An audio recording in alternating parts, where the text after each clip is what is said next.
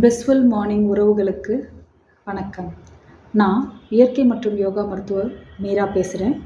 நம்ம blissful morning session காலையில் 5 மணிலேருந்து 6 மணி வரைக்கும் ரெகுலராக போயிட்டுருக்கு.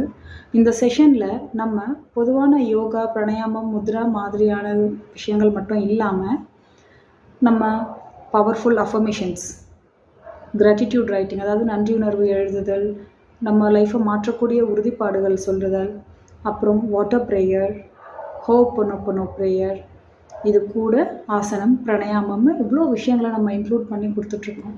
ஏன் நம்ம ரெகுலர் யோகா கிளாஸஸ் மாதிரி ஆசனங்கள், பிராணாயாமம், முத்ராஸ் மட்டும் இன்க்ளூட் பண்ணாமல் நம்ம இவ்வளோ புது விஷயங்களை நம்ம இதில் இன்க்ளூட் பண்ணுறோன்னா, நம்மளுடைய லைஃப் மிக அற்புதமானதாக எல்லா லெவல்லையுமே மாறணுன்னா, ஃபிசிக்கலி, மென்டலி, இமோஷ்னலி எல்லாத்துலேயுமே ஒரு அற்புதமான மாற்றம் உண்டாகி நம்ம வாழ்க்கையை எல்லா விதத்துலேயுமே அற்புதமானதாக மாற்றுறதுக்கு இது உங்களுக்கு ஒரு அடித்தளமாக அமையுங்க. இதில் நம்ம கொண்டு வந்திருக்க இந்த கிராட்டிடியூட் ஜேர்னலிங் பார்த்திங்கன்னா, நம்ம வாழ்க்கை இந்த கிராட்டிடியூட் ஜேர்னலிங்கிறது நன்றியுணர்வு நம்ம எழுதுறது, நன்றியுணர்வை உருவாக்குறது. நம்மளுடைய எண்ணம் போல் வாழ்க்கைன்னு சொல்லுவோம் இல்லையா? அப்போது நம்மளுடைய எண்ணம் எதுவாக இருக்கோ அது ஒரு ஸ்ட்ராங்கான எமோஷனை உண்டு பண்ணும். அந்த எமோஷன் உருவாகிறப்போ நம்ம உடம்புல அந்த உணர்வுகள் உருவாகும் போது ஒரு ஃப்ரீக்வன்சியில் நம்ம ட்ராவல் பண்ணுவோம். நம்ம ஃப்ரீக்வன்சியை நம்ம எமிட் பண்ணுவோம். எந்த உணர்வை நம்ம எந்த ஃப்ரீக்வன்சியை எமிட் பண்ணுறோமோ அந்த அதிர்வலைகளில் தான் நம்ம உள்ள நோக்கி இழுப்போம். ஒத்தவையே ஈர்க்கும், இதுதான் விதி.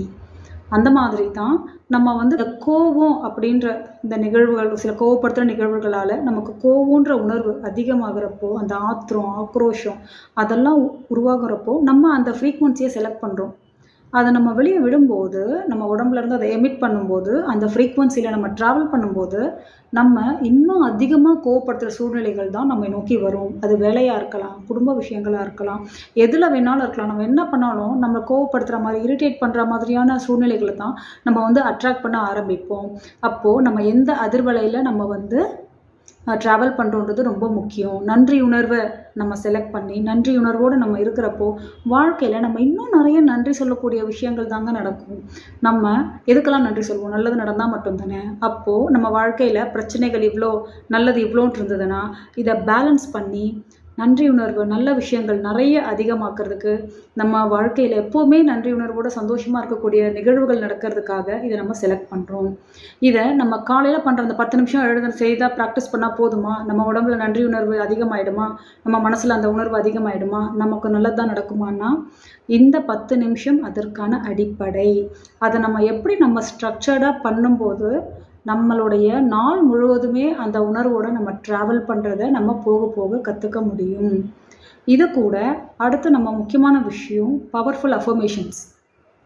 லைஃப்பை சேஞ்ச் பண்ணக்கூடிய அஃபர்மேஷன்ஸுங்க. அஃபர்மேஷன்ஸ்னால் உறுதிப்பாடுகள் சொல்லலாம். நம்ம ஒரு நாளை பவர் ஸ்டார்ட்டாக நம்ம ஸ்டார்ட் பண்ணும்போது நம்மளுடைய எண்ணங்கள், நம்மளால் என்ன முடியும், என்ன முடியாது, செல்ஃப் டவுட் எல்லாமே இருக்கும் இல்லையா? இன்றைக்கி நாள் எப்படி இருக்கும், எதுவாக இருக்கும், எல்லாத்தையும் ஒரு பக்கம் ஓரமாக வச்சுட்டு நமக்கு என்ன தேவையோ அதை நம்ம நினைக்கிறது மூலமாக, ஏன்னா நம்ம எப்படி ப்ரோக்ராம் பண்ணப்பட்டிருக்கோன்னா, எது வேண்டாமோ அதைத்தான் நம்ம சொல்ல பழக்கப்பட்டிருக்கோம். நம்ம ஒரு இடத்துக்கு லேட்டாக போகக்கூடாது அப்படின்னு தான் சொல்லுவோம். சீக்கிரம் போகணுன்னு சொல்கிறத விட லேட்டாக போகக்கூடாதுன்னு சொல்கிற மாதிரி தான் நம்ம பழகியிருக்கோம். அப்போது அந்த பாசிட்டிவாக நம்ம எல்லாத்தையும் நம்ம எப்படி எதிர்கொள்கிறது, எப்படி நமக்கு வேண்டாத விஷயங்களை விட்டுட்டு வேண்டியதை மட்டும் எப்படி எடுக்கிறது, அப்போ நம்ம மைண்டில் நம்மளால் என்ன முடியும் அப்படின்றத நம்ம தொடர்ந்து ரிப்பீட்டடாக சொல்லும்போது, நம்ம சிறு வயதுலேருந்து வந்திருக்க இந்த நெகட்டிவ் பிலீஃப்ஸ் இருக்கு இல்லையா? நம்மளால் இவ்வளோ தான் முடியும், இவ்வளோ முடியாது, லிமிட்டட் பிலீஃப்ஸ் எல்லாத்தையும் தகர்த்தெறிஞ்சு நம்மளால் நம்ம கெப்பாசிட்டியை அதிகப்படுத்தி நம்மளால் என்ன செய்ய முடியும் அப்படின்றத நமக்கு நாம் உறுதிப்படுத்துறதுக்காக தாங்க இந்த அஃபர்மேஷன்ஸை நம்ம சொல்கிறோம். இந்த அஃபர்மேஷன்ஸை வாழ்க்கையில் எல்லா தளங்களையும் நம்ம யூஸ் பண்ண முடியும். நமக்கு எங்கெல்லாம் சேஞ்சஸ் வேணும்னு நம்ம நினைக்கிறோமோ, நம்மளுடைய ஹெல்த்தில் இருக்கலாம், வெல்த்தில் இருக்கலாம், ரிலேஷன்ஷிப்பில் இருக்கலாம், கரியரில் இருக்கலாம், எல்லா ஏரியாஸ்லேயுமே நம்ம டச் பண்ணக்கூடிய மாதிரி நம்ம அஃபர்மேஷன்ஸை நம்ம இதில் சொல்லுவோம். அடுத்து வாட்டர் ப்ரேயர். நம்ம உடம்பும் கிட்டத்தட்ட மோர் தென் 70% தண்ணியினால் ஆனதுங்க. இந்த உலகமும் கிட்டத்தட்ட மோர் தென் 70% தண்ணியினால் ஆனது. தண்ணிக்குன்னு ஞாபக சக்தி இருக்குது. Water has memory. அப்போது நம்ம அந்த தண்ணியில் இன்டென்ஷனலாக நமக்கு பாசிட்டிவ் தாட்ஸை நம்ம ப்ரே பண்ணி நம்ம குடிக்கிறது மூலமாக நம்ம உடம்புல அந்த ஃப்ரீக்வன்சியை நம்ம நிறைக்க முடியும். நம்ம பாசிட்டிவிட்டியை நம்ம கொண்டு வர முடியும். இதை காலையில் நம்ம அதை ஆரம்பிக்கும்போது, இப்போ காலையில் அந்த கொஞ்சம் நேரத்தில் நீங்கள் பண்ணுறத நாள் பூரா எப்படி பண்ணணுன்றதை நம்ம சொல்லித் தருவோம். எப்படி நீங்கள் இதை வந்து நாள் பூரா அந்த ஃப்ரீக்வன்சியில் எப்படி ட்ராவல் பண்ணுறது, ரொம்ப சிம்பிளாக உங்களுக்கே தெரியாமல் உங்கள் சப்கான்ஷியஸ் மைண்டில் அதெல்லாம் எம்பெட் ஆயிரும். ஆட்டோமேட்டிக்காக நம்ம அதை செய்கிற மாதிரி. இப்போ எப்படி வண்டியில் சாவி போட்டு நம்ம ஓட்டதை கவனித்து செய்யணுன்ட்டு இல்லைல்ல, தன்னிச்சையில் நம்ம செஞ்சுருவோம் ஒரு வண்டியை ஸ்டார்ட் பண்ணுறதெல்லாம். அந்த மாதிரி இதை நீங்கள் பழக்கிறதுக்கு இந்த ப்ராக்டிசஸ் ஹெல்ப் பண்ணும் உங்களுக்கு. ஸோ வாட்டர் வந்து ஒரு பிரபஞ்சத்தோட மிகப்பெரிய வரப்பிரசாதம். அதை எப்படி நம்மளுடைய நம்ம வாழ்க்கையில் எல்லா தளத்துலேயும் அதை எப்படி நம்ம முன்னேற்றத்துக்கு யூஸ் பண்ணுறது அப்படின்றத நம்ம இதில் தெரிஞ்சுக்கலாம். அடுத்த முக்கியமான பயிற்சி ஹோபோனோபோனோ ஹீலிங்கு. இந்த ஹோபோனோபோனோ பற்றி தனியாகவே நம்ம ஒரு வீடியோ போடலான்னு இருக்கோம் டீட்டெயில்டாக. இது இன்ட்ரொடக்ஷன்றதெல்லாம் நான் ஷார்ட் அண்ட் ஸ்வீட்டாக சொல்கிறேன். இந்த ஹோபோனோபோனோ நம்ம என்ன நினச்சிட்ருக்கோம் அப்படின்னா, நமக்கு வர எல்லா விஷயங்களுமே நம்ம மட்டுமே காரணம் கிடையாது. தீதும் நன்றும் பிறர் தர வாரா, இதை நம்ம யாருமே உணர்றது கிடையாது. நம்ம என்ன செய்கிறோமோ, நம்ம எந்த எண்ணங்களை வெளிப்படுத்துகிறோமோ, எந்த உணர்வுகளை வெளிப்படுத்துகிறோமோ அதுதான் நமக்கு வந்து திரும்ப வரும் அப்படின்றத நம்ம வந்து புரிஞ்சுக்கணும். இதை இன்னும் உங்களுக்கு புரிகிற மாதிரி எப்படி சொல்லலாம் அப்படின்னா, நமக்கு வந்து ஒரு நல்லது நடக்குது, ஒரு லாட்ரியில் கொஞ்சம் பணம் விழுது, நமக்கு ஏதோ ஒரு மிகப்பெரிய ஒரு இது கிடச்சிருக்கு, ஒரு வேலையோ ஒரு பெரிய விஷயம் நமக்கு நடந்திருக்கு, நல்ல விஷயம்னா எல்லாரும் என்ன சொல்லுவாங்க, உன் நல்ல மனசுக்கு எல்லாம் நல்லதாக தான்ப்பா நடக்கும் அப்படின்னு சொல்லுவாங்க. நீங்கள் ரொம்ப கொடுத்து வச்சவ, புண்ணியம் பண்ணவ, நிறைய புண்ணியம் பண்ணியிருக்க, நீ நல்லவங்க, அதனால உங்களுக்கு நடக்குது அப்படின்னு சொல்கிறப்ப நமக்கு ஆஹா அப்படின்னு சந்தோஷமாக இருக்கும். இதுவே நமக்கு ஒரு பிரச்சனை வருதுன்னு வச்சுக்கோங்களேன், ஒரு இழப்போ இல்லைனா ஒரு சின்ன ஆக்சிடெண்ட்டோ ஏதோ ஒரு நெகட்டிவான ஒரு நிகழ்வுகள் லைஃப்பில் நடக்கிறப்போ, இதுவே யாராச்சும் வந்து நீ ரொம்ப கோவக்காரன், நீ ரொம்ப கோவப்படுறவங்க, அதனால உங்களுக்கு இந்த மாதிரி நடந்திருக்கு, உங்கள் குணம் சரியில்லை, உங்கள் எண்ணம் சரியில்லை, அதனால தான் உங்களுக்கு இந்த மாதிரி பிரச்சனை வந்திருக்குன்னு சொன்னால் நம்ம சும்மா விடுவோமா? அதை ஒத்துப்போமா? நம்ம எப்படி மனநிலையில் இருக்கோம்னா, நல்லது நடந்தால் அது நமக்கு காரணம். நம்ம இருந்த விரதமாக இருக்கலாம், கும்பிட்ட சாமி நமக்கு வரம் கொடுத்துருக்கலாம், நம்ம நல்ல எண்ணங்களாக இருக்கலாம். ஆனால் நமக்கு ஒரு பிரச்சனை வந்துச்சுன்னா அது மற்றவங்களால், அவங்க பேச்சை கேட்டு இந்த மாதிரி செஞ்சேன் ஆயிடுச்சு, இவங்க பேச்சை கேட்டு இப்படி ஆயிடுச்சு, இப்படி மற்றவங்கள மேலே தான் நம்ம வந்து குறை சொல்லி மற்றவங்கள அதுக்கு காரணமாக்க தான் நம்ம பார்த்துருக்கோம். ஆனால் அது உண்மை இல்லைங்க. தீதும் நன்றும் பிறர் தர வாரா. எப்போ நம்ம வாழ்க்கையில் நடக்கிற எல்லா நிகழ்வுகளுக்கும் நம்மளே பொறுப்பேற்றுக்கிறோமோ, எப்போ நம்மளே பொறுப்பேற்றுக்கிறோமோ அப்போ நம்ம வாழ்க்கையில் அற்புதங்கள் நடக்க ஆரம்பிக்கும். இது வரைக்கும் நடந்தது, இப்போ நம்ம செய்ய போகிற எல்லா பயிற்சிகளும் இனி வாழ்க்கை எப்படி இருக்குன்றதை நமக்கு சரி பண்ணுறதுக்கு ஹெல்ப் பண்ணோம் இல்லையா?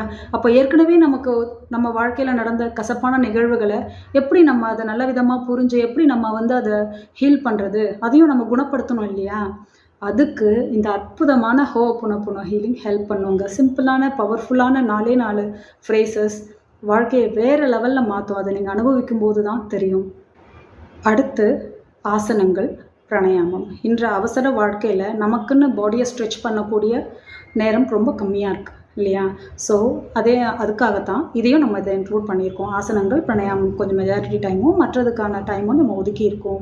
ஏன் நான் இதை இவ்வளோ அவசரமாக ரஷ் பண்ணி ஆசன பிராணாயாமம் பற்றி பெருசாக இன்ட்ரொடக்ஷன் கொடுக்காம போகிறேன்னா, நம்ம இது இன்ட்ரொடக்ஷன் வீடியோ ஷார்ட்டாக நம்ம எதுக்காக இதை பண்ணணும் அப்படின்றத இதில் நான் உங்களுக்கு சொல்லியிருக்கேன். இதை பற்றின டீட்டெயில் வீடியோஸ் நம்ம அடுத்தடுத்து அப்லோட் பண்ணுவோம். அதை நீங்கள் பார்க்குறப்போ உங்களுக்கு ஒரு தெளிவு கிடைக்கும். இது எல்லாத்தையுமே ரெகுலராக எவ்வளோ நாள் பண்ணணும்? ஒரு நாளா, ஒரு மாதமா? கிடையாதுங்க. வெல்னஸ் அப்படின்றது ஒரு டெஸ்டினேஷன் கிடையாது. It is a journey. அது ஒரு பயணம், அது முடிவு கிடையாது. நம்ம இதை எத்தனையோ வருஷங்கள், இப்போ நம்ம பிளிஸ்ஃபுல் மார்னிங்கில் இருக்கவங்களுக்கு சின்ன வயதுலேருந்து ரொம்ப வயதானவங்க வரைக்கும் இருக்கீங்க. அப்போ எல்லாருக்கும் வந்து அத்தனை வருஷத்துக்கான ஸ்டோரேஜ் இருக்கும்ல. நம்ம வாழ்க்கையில் நம்ம இப்படி தான் அப்படின்னு நம்ம ஒரு ஃப்ரீக்வன்சியில் நம்ம வந்திருப்போம் இல்லையா? இதெல்லாம் மாறணும், செய்யணும்னா கன்சிஸ்டன்ட் ப்ராக்டிஸ் தேவை. இதெல்லாம் தெரியும். இப்போ நான் சொன்னதை பற்றி என்னை விட டீட்டெயிலாக உங்களுக்கு நிறைய பேருக்கு தெரிஞ்சிருக்கலாம். அதை பற்றி தெரிஞ்சுட்டு இருக்கலாம், ப்ராக்டிஸ் பண்ணியிருக்கலாம். எல்லாமே என்ன பண்ணுவோம், தெரிஞ்சால் ஒரு நாள் செய்வோம், ஒரு மாதம் செய்வோம், விட்டுடுவோம். ஆனால் நம்ம திரும்ப திரும்ப தொடர்ந்து அதை செய்ய மாட்டோம். செஞ்சுட்டு இருந்தப்போ நல்லா இருந்தது, ஆனால் எங்கே நேரம் இல்லை, செய்ய முடியல, ஏதோ ஒரு சாக்கு கண்டிப்பாக கிடச்சிரும் எல்லாருக்குமே. இது காமன். இது வந்து குறையாக நான் சொல்ல வரல, இது எல்லாருக்குமே நடக்கக்கூடிய ஒரு விஷயந்தான். இதுவே ஒரு குரூப்பாக, ஒரு கம்யூனிட்டியாக நம்ம செய்தோம்னா நமக்கு ஒரு அக்கௌண்டபிலிட்டி பார்ட்னர் இருப்பாங்கங்க. நம்ம ஒரு கிளாஸில் சேர்ந்து நம்ம அதை செய்யும்போது நம்ம இத்தனை மணிக்கு எந்திரிக்கணும், இதை செய்யணும், அதுவும் அதிகாலையில் செய்கிறப்போ அந்த பவரே தனி தான். அப்போ நம்ம செய்யும்போது நம்ம வாழ்க்கையில் நம்ம காலையில் 1 மணி நேரம் நமக்குன்னு ஒதுக்கி நம்ம நாள் இப்படி தான் இருக்கணும், நம்ம வாழ்க்கை இப்படி தான் இருக்கணும் அப்படின்னு நம்ம ஃபிக்ஸ் பண்ணி நம்ம பண்ணுறப்ப கண்டிப்பாக சேஞ்சஸ் பயங்கரமாக இருக்கும். மினிமம் 3 months 90 days தேவைங்க. இது எல்லாமே உங்களுடைய ஆட்டோ பைலட் மோடில் வர்றதுக்கு மினிமம் 3 months, மேக்ஸிமம் நம்ம விருப்பம்தான். தொடர்ந்து இதை நம்ம செய்ய செய்ய நம்ம லைஃப் ரொம்ப அற்புதமானதாக மாறுங்க.